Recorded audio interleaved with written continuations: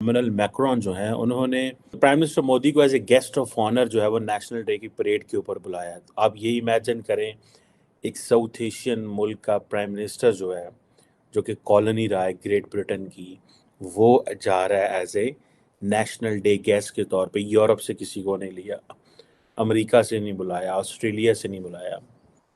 इसका मतलब ये है कि बेसिकली ये बिजनेस और जो मिलिट्री रिलेशंस हैं दोनों मुल्कों के, वो एक पीक पे चल रहे हैं दोनों मुल्कों के। मईशत बर्बाद हो चुकी, IMF का हमारे पाकिस्तान से एतमाद उठ चुका है। मईशत की बहाली के लिए ये मुआहदा हमारी ज़रूरत है इस वक्त। सुनने में आ रहा है कि फ्रांस के सदर भी सितंबर में इंडिया में आ रहे हैं। हमने अपनी क्रेडिबिलिटी को लूज किया दुनिया भर में। अगर हम कश्मीर की अब जाकर दुनिया में बात करते हैं तो लोग हमें सीरियसली नहीं लेते, फ्रैंकली स्पीकिंग। और श्रीनगर शहर को स्मार्ट सिटी के अंदर तब्दील करने की कोशिशें हो गई हैं। प्राइम मिनिस्टर मोदी को बुलाना और ये प्रोटोकॉल देना, रिस्पेक्ट देना, दैट टेल्स द स्टोरी कि भाई गेम आगे निकल गई है। अब चीन गए हुए हैं और जो उन्होंने पूरी कौम को शर्मिंदा किया है, लेकिन जो ज्यादा इंपॉर्टेंट चीज है वो है बॉडी लैंग्वेज।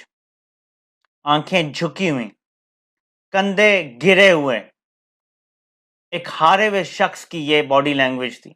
इससे मुझे दुख पहुंचा है। बायलैटरल ट्रेड जो है तकरीबन 2022 में $16 बिलियन है। 2022 में $16 बिलियन पे पहुंच गई है। दोस्तों, भारत के वज़ीर-ए-आज़म नरेंद्र मोदी ने बेसिकली काफ़ी ग्लोबल लीडर्स को अपने नेशनल जो रिपब्लिक डे है उस पे बुलाते हैं। आई थिंक 26 जनवरी को जो सेलिब्रेट करते हैं।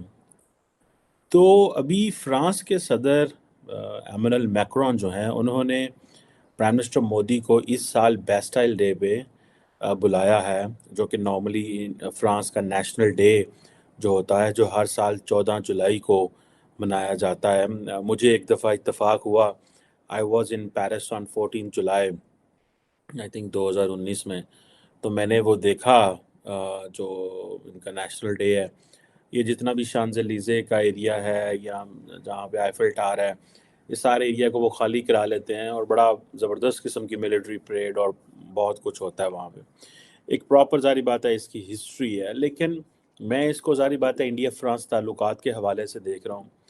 और क्यों प्राइम मिनिस्टर मोदी को बुलाया गया है? एक तो मैं समझता हूँ इस बात को कि भारत के वज़ीर-ए-आज़म ने एक जिसे कहते हैं ना ट्रेंड डालना है, ट्रेंड भी डाला है। मॉडर्न ये जो इरा चल रहा है अभी पिछले 10 सालों में कि बहुत सारे ग्लोबल लीडर्स को रिपब्लिक डे पे बुलाओ, उनको प्रोटोकॉल दो, रिस्पेक्ट दो। अभी इन्होंने प्रेसिडेंट सीसी को बुलाया हुआ था इजिप्ट के।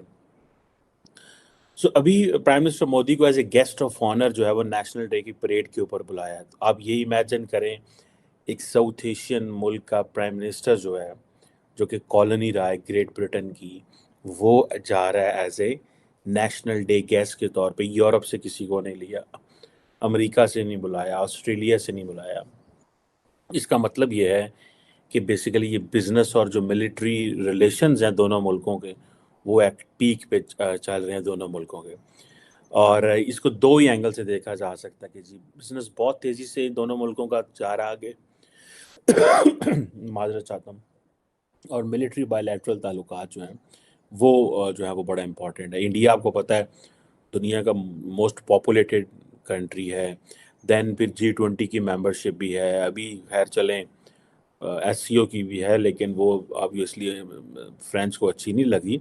लेकिन यह है कि ये जो उस वक़्त की ये एक जो फ्रेंच रेवोल्यूशन की एक 1798 की जो प्रॉपर एक जिसे कहते हैं ना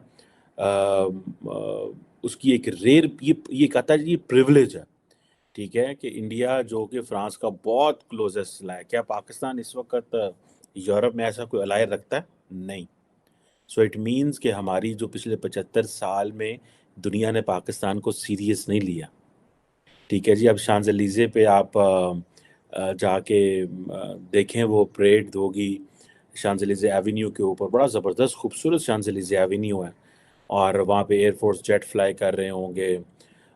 इससे पहले डोनाल्ड ट्रंप को भी बुलाया गया है, जर्मन चांसलर एंगेला मर्केल को भी बुलाया गया है, और सुनने में आ रहा है कि फ्रांस के सदर भी सितंबर में इंडिया में आ रहे हैं। लेकिन उन्होंने एक ये समझा है कि प्राइम मिनिस्टर मोदी को बुलाना और ये प्रोटोकॉल देना, रिस्पेक्ट देना, دیٹ ٹیلز دا اسٹوری کہ بھائی گیم آگے نکل گئی ہے.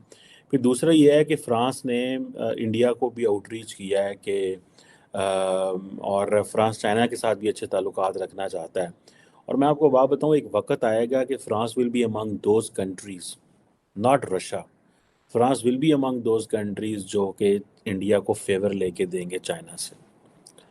اور میں آپ کو اسی بتا رہا ہوں، رشیا وہ نہیں کر سکے گا چیز جو فرانس کر سکے گا.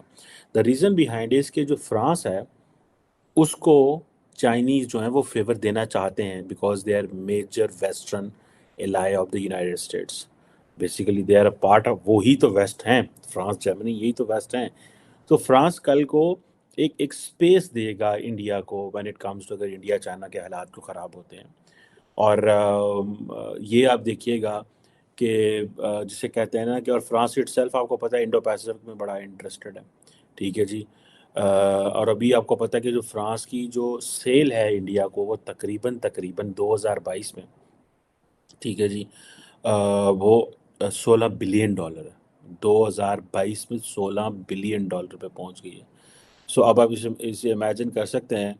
اور ٹو وے جو جسے وہ کہتے ہیں نا جو گڈس ٹریڈ ہے، وہ بھی کافی بڑی تعداد میں ہے.